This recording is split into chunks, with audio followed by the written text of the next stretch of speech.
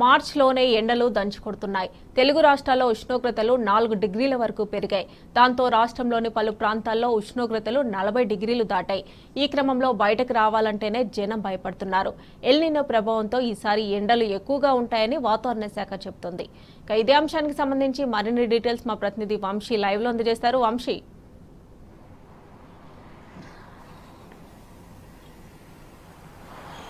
మమత, దేశవ్యాప్తంగా కూడా ఈ ఎల్నినో ప్రభావంతో ఎండల తీవ్రత అనేది దేశవ్యాప్తంగా మార్చి మొదటి వారం నుంచే గరిష్ట స్థాయిలో నమోదవుతున్న పరిస్థితి మనం చూస్తూ ఉన్నాం.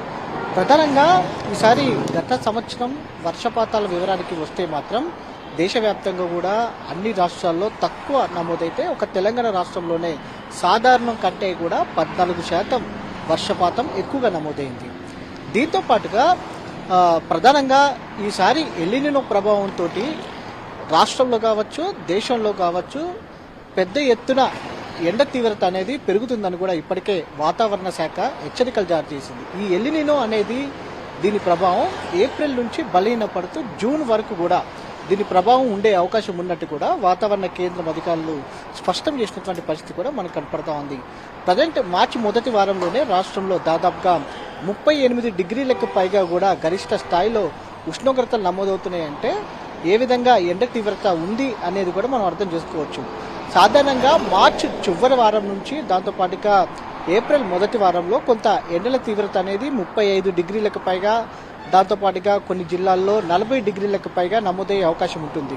కానీ ఈసారి మార్చి మొదటి వారంలోనే ఎండల తీవ్రత అనేది గరిష్ట స్థాయిలో నమోదవుతుంది. దీనికి ప్రధాన కారణం ఎల్నినో ప్రభావంతో ఉందని కూడా అటు వాతావరణ కేంద్రం అధికారులు స్పష్టం చేసినటువంటి పరిస్థితి కూడా మనం చూస్తూ ఉన్నాం.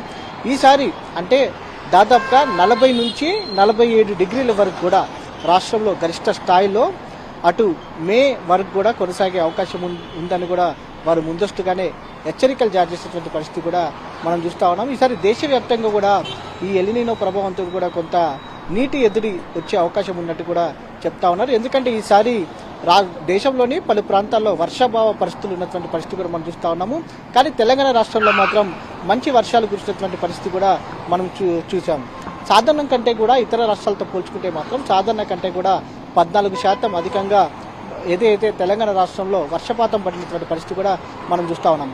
ప్రధానంగా ఇటు ఎండల తీవ్రత విషయానికి వచ్చే వరకు చూస్తే మాత్రం దేశవ్యాప్తంగా కొంత తీర ప్రాంతంలో కావచ్చు, దాంతోపాటుగా కోల్డ్ మైన్ ప్రాంతాలు ఏవైతే ఉంటాయో ఆ ప్రాంతాలలో దాదాపుగా 47 డిగ్రీలకు పైగా కూడా ఉష్ణోగ్రతలు నమోదైనా కూడా ఆశ్చర్యపోనవసరం లేదని కూడా వాతావరణ శాఖ హెచ్చరికలు జారీ చేస్తున్నటువంటి పరిస్థితి మనం చూస్తూ ఉన్నాము. ప్రధానంగా తెలంగాణ రాష్ట్రానికి చూస్తే మాత్రం ప్రజెంట్ దక్షిణ తెలంగాణలో కొంత ఎండ తీవ్రత తక్కువ ఉన్నా కూడా ఉత్తర తెలంగాణలో మాత్రం కొంత ఎండ తీవ్రత అధికంగా కనిపిస్తూ ఉంది. దాదాపుగా 38 నుంచి 40 డిగ్రీల వరకు కూడా పలు ప్రాంతాల్లో గరిష్ట స్థాయిలో ఎండ తీవ్రత నమోదవుతున్నటువంటి పరిస్థితి కూడా మనం చూస్తూ ఉన్నాము. సాధారణంగా వడగాలుల తీవ్రత కావచ్చు, కొంత ఉక్కపోత కూడా మేలో కొనసాగే అవకాశం ఉంటుంది. కానీ ఈసారి ఉక్కపోత కూడా మనకు కొంత ఈ నెలలోనే మార్చి మొదటి వారం నుంచే ప్రారంభమైనటువంటి పరిస్థితి కూడా మనకు కనపడతా ఉంది. ఎందుకైనా సరే అటు వృద్ధులు కావచ్చు, పిల్లలు కూడా తగిన జాగ్రత్తలు ఉండాల్సిన అవసరం ఉందని కూడా అటు వాతావరణ శాఖ అధికారులు కావచ్చు, వైద్యులు కూడా సూచిస్తున్నటువంటి పరిస్థితి కూడా మనం చూస్తూ ఉన్నాము.